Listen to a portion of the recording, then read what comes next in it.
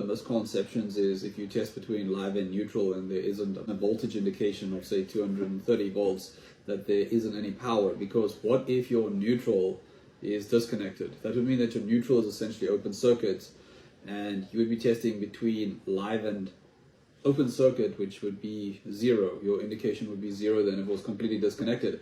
So you could still electrocute, right? That's why I say the most important thing is to isolate it at the board, isolate it at the switch if it's a light fitting or something like that, or an isolator if it's a piece of machinery, and then of course test between live and neutral, and live and external ground. This is the important thing. So I'll like literally sometimes just put it on a tile and it will give me an indication, but between the live and the neutral it will not.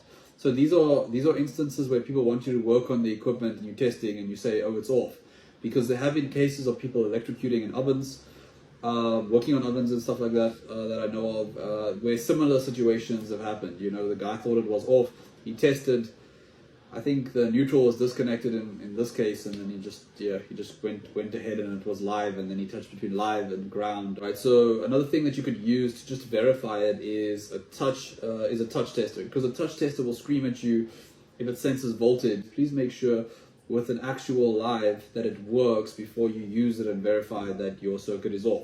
Test it on a live, right, by a board or on a cable or in a socket, check if it screams, and then go and touch your wire. Make sure about that, right, because the battery could be disconnected, it could be broken, it could have broken, the IC could be broken, right, you don't want to die.